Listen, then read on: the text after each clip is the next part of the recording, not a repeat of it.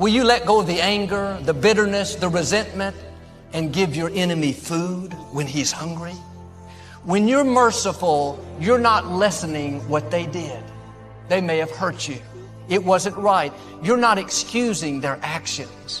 But when you're the bigger person, when you're kind, even though they don't deserve it, not only does that have a great impact on them, but that frees you to go to a higher level.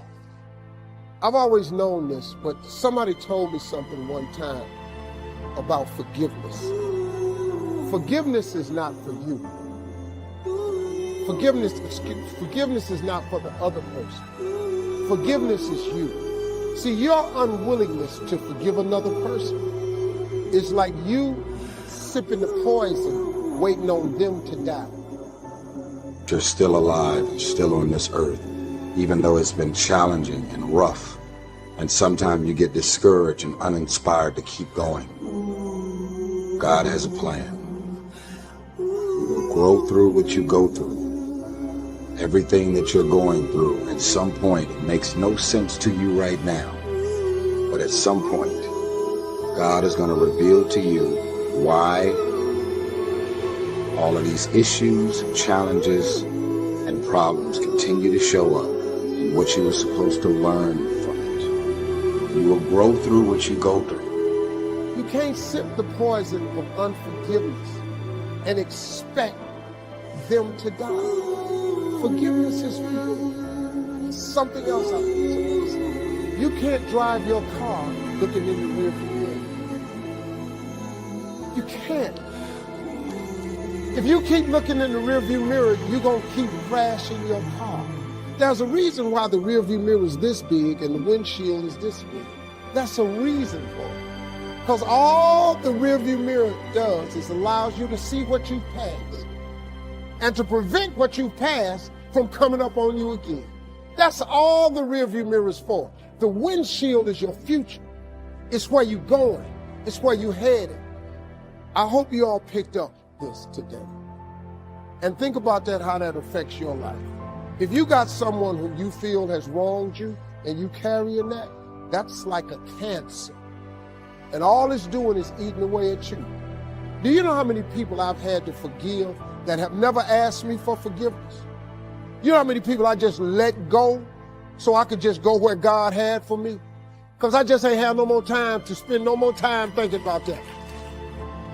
A lot of people would say, I love myself. Do you really love yourself? Are the things that you're doing and the people that you're hanging out with and the places and the circles that you're traveling in, does that reflect a person that actually loves themselves? If you love yourself, why would you fuck with those type of people?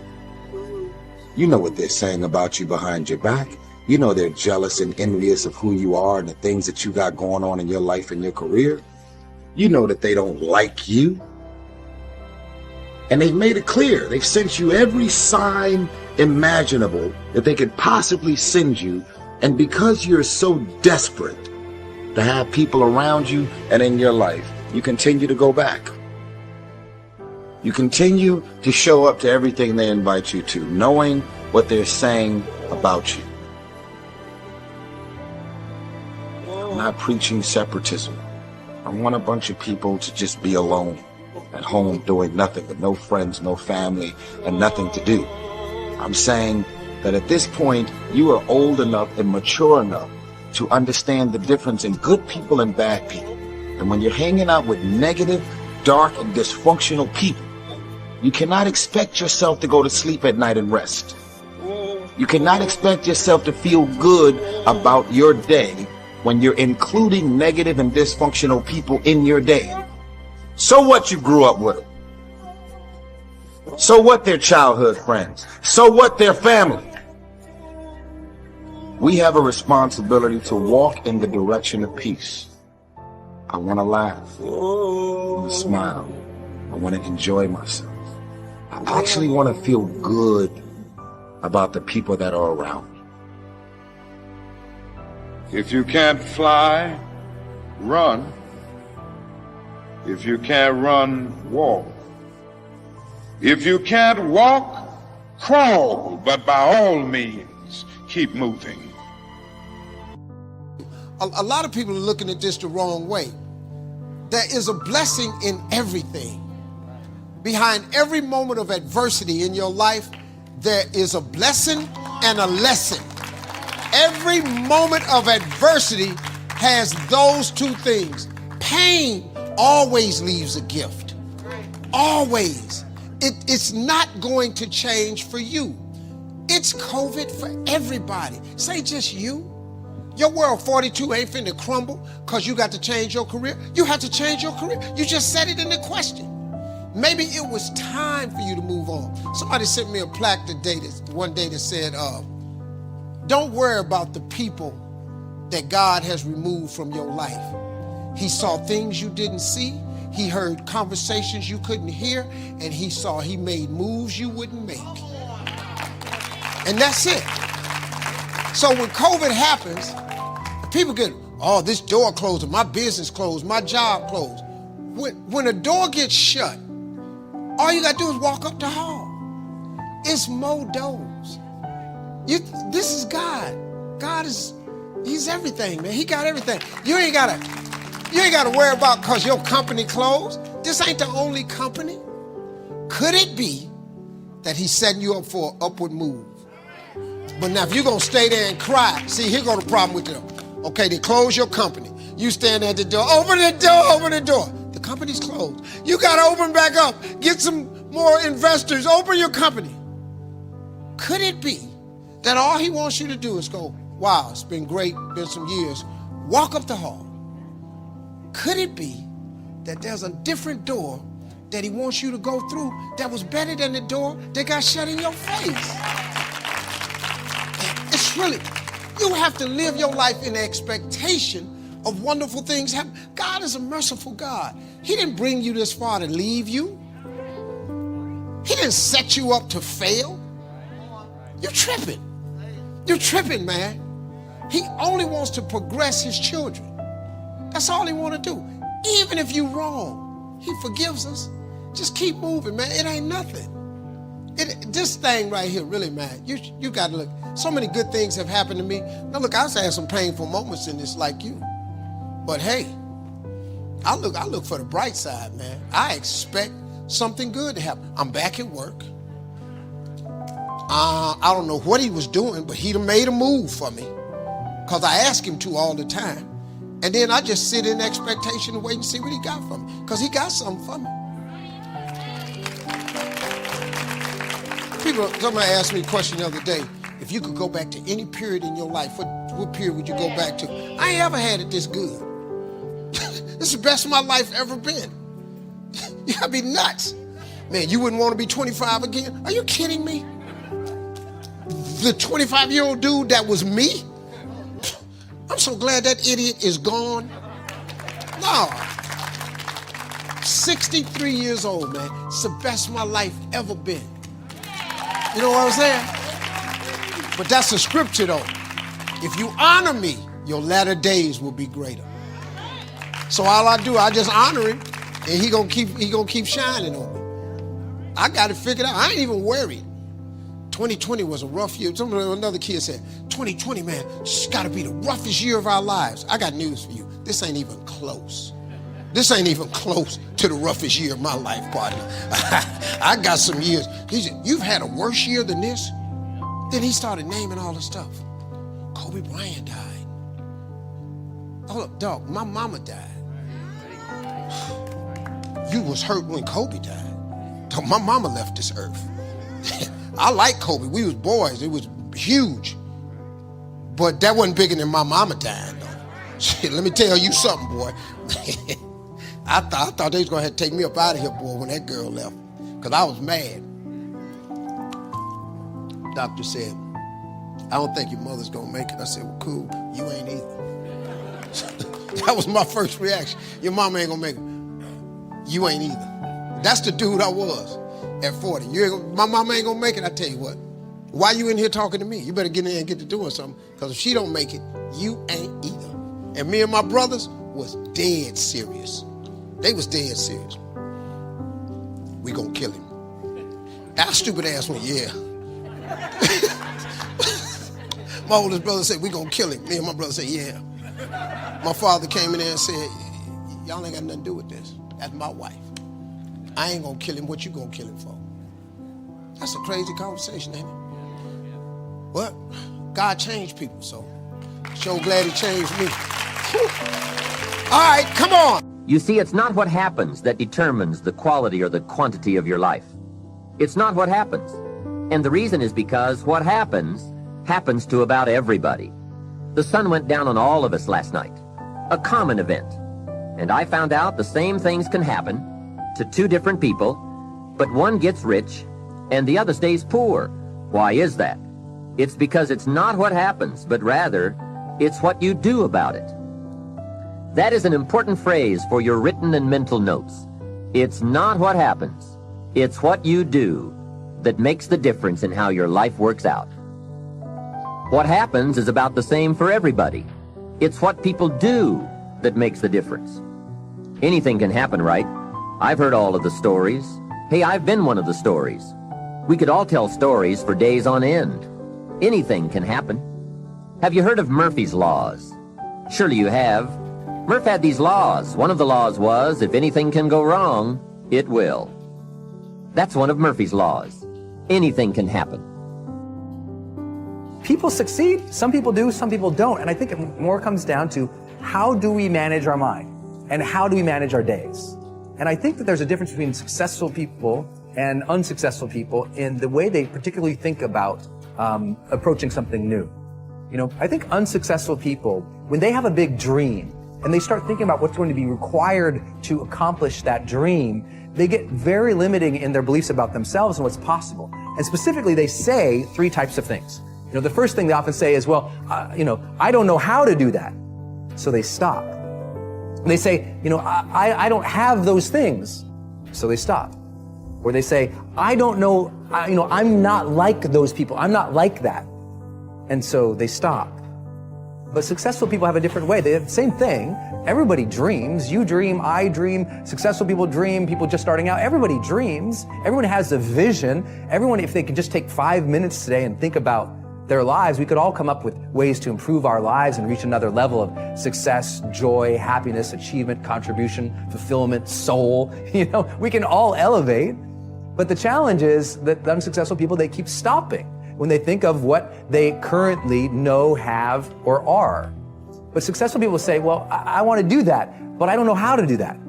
But instead of stopping, they say, well, then my job is to go learn that. They take their current limitation and they put it on their agenda as a job to do, as a thing to figure out, a thing to make happen. My point is, the person who's worried is focusing on something different and making a different decision. They're focusing on maybe they were in an accident, maybe they were hurt, maybe they were killed. They're giving it that meaning, it freaks them out. The person who's angry, they're focusing on they didn't do it again, they don't care about me, and they make up a meaning. So whatever we focus on, we feel. Have you ever thought someone did something to you and you got so angry and maybe confronted them and then found out you were wrong and you felt like such an idiot? Well, why were you wrong? Because when you focus on it, it feels so true to you, so you think it is true. So what decision, and the second decision, by the way, you make is, what does this mean? The minute you focus on something, you have to give it a meaning. And is this the end or is this the beginning? Is this person dissing me? Is this person ripping me up? Is this person challenging me? Is this person actually coaching me? Is this person actually loving me? If you think they're ripping you apart, you're going to respond very differently, feel different, react different than if you think they're just coaching you or loving you. And so we make these decisions about what to focus on, what things mean, and whatever meaning you give it, it's going to give you an emotion. If you think somebody's ripping you off, you're going to feel very differently than if you think they're trying to help you. And whether it's true or not doesn't matter. All that matters is what you focus on and the meaning you give it.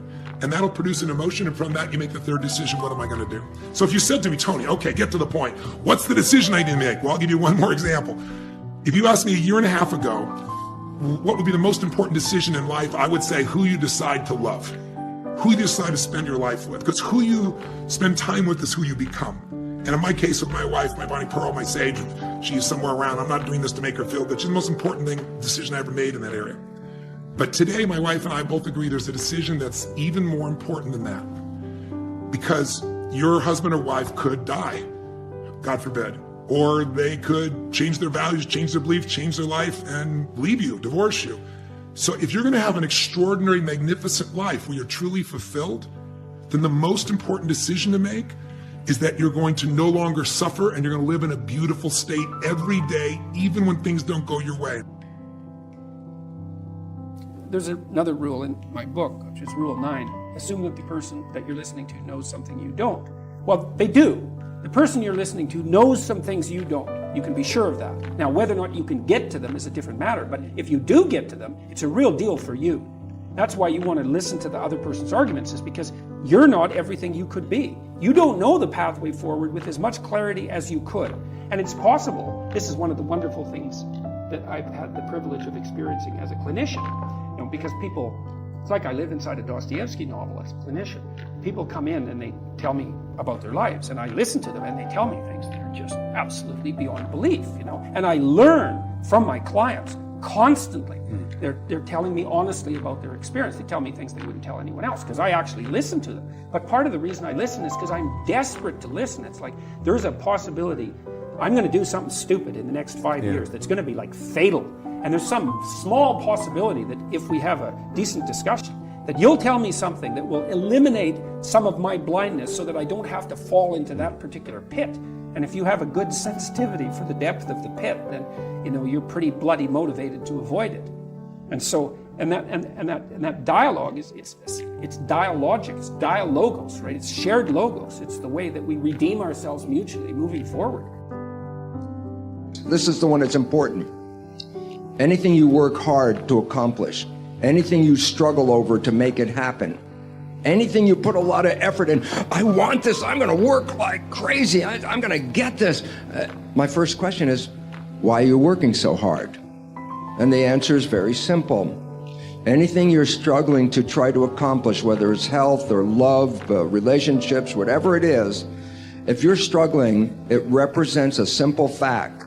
Your subconscious programming doesn't support that conclusion. So the fact is, what are my programs? Look at your struggle. And wherever you're struggling, the struggle is not because the universe won't provide for you. The struggle is an internal job. The struggle is you're trying to overcome previous programming that prevents you to go to that destination.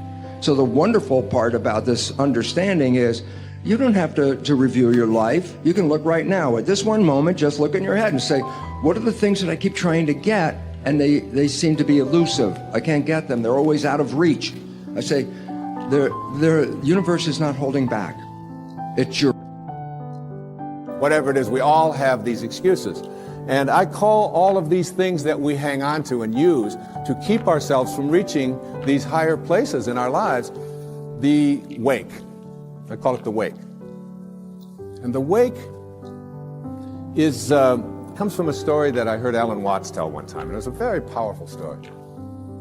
He said, your life is like a boat, and it's heading up the river at, say, 40 knots. Right?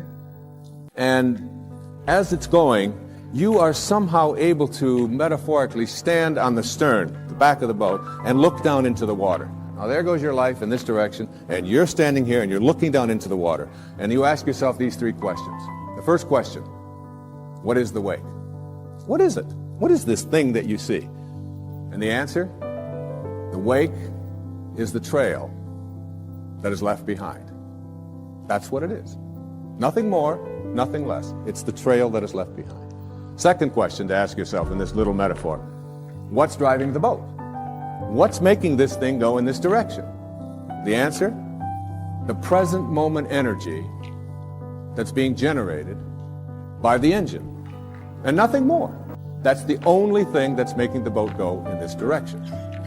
And in this little scene, this means it's the present moment thoughts that I have and how I am using them that is making my life go in this direction, and nothing more. Because the third question is the most important and powerful question. And ever since I heard it, I've always thought about this whenever I have a tendency to look back here and blame something. Is it possible for the wake to drive the boat? That is, can a trail that is left behind make a boat go in this direction? And of course the answer to that is no, it can't. It's just a trail that is left behind. And in that trail, there are an enormous number of things that every one of us has a wake.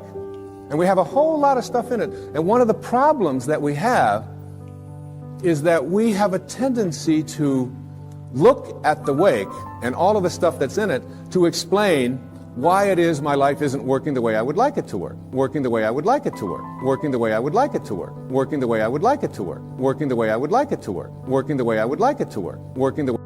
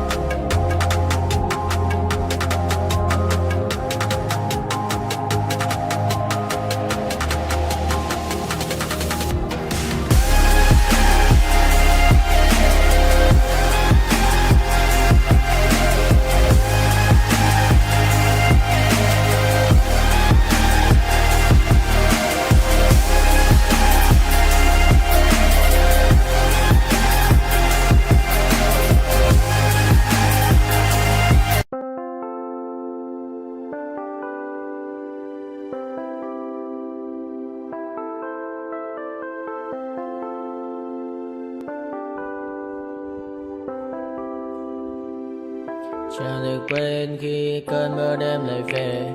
Em đã quên lời thề và ta như đông chìm sâu. Không còn mưa em anh nhận màu. Em chỉ cần mưa đâu bye bye. Chỉ còn là những cơn mưa vô giá. Cho bên mưa em không mơ anh. Anh một đêm mơ. Chỉ cần bên em không được còn nhớ. Và chỉ có em không còn nhớ. Và người ta bên nhau như ngã tớ. Muốn nhớ về say em chỉ có mấy em ở đây. Và anh như muốn chết đi nhưng không muốn em mơ mày. Tình yêu làm cho ta đau đầu. Không em như nằm mơ mộng. Anh như nếu mong cầu. Và mưa bên em u sầu. Chào cả mai mai mà mơ. Chỉ có bên em nhưng là khó mơ. Mà nào xa em muốn bên ai. Anh không mong gì hơn.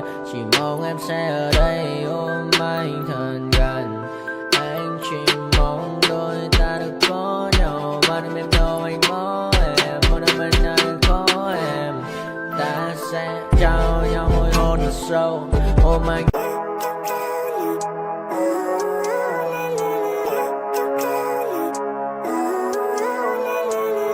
Living life, every day, late at night, not okay. All I want, and I pray, all I need are some better days. Fuck me, I'm looking in the mirror. So foggy, but I've never seen clearer. I don't really think anyone can save me. And honestly, I'm not really sure I want saving. I like to be my own worst enemy. There's no risk if you don't try at anything. So I'ma just keep buying everything. See you in the next life, have to be a better me. I don't think that my head's on straight. Gotta flip it and grip it and go and get an x-ray. What's wrong with me? I just feel weight pushing on my chest and it squeezes till I suffocate. Better change my mindset, meditate. It's pretty cool that I'm alive and have better days. I could walk, see, hear, I should celebrate. Think I could change my mind, maybe elevate. Living life, every day, late at night, not okay. All I want, and I pray, all I need are some better days. Yeah, all I need are some better days. Cause all I want, and I pray, I believe in the better days. I'm kinda stuck between a rock and a hard place. Do I work hard or live at my pace? You're only young once, yeah that's all great. But I also want a future where I'm okay. Living life is doing lots of cocaine. Wait no, it's living with no shame. Wait no, it's sleeping in on Sundays. I guess it's different for each of us and that's okay. Well I just wanna be happy. How to get there? Glad that you asked me. I think it's different for everyone. Some of us need work, others need fun. Some of us need purpose to overcome. But try to do what you love when it's said and done. Cause there's so many differences in each of us. Trust your gut, it can show you what you want. Living life, every day, late at night, not okay. All I want, and I pray, all I need are some better days.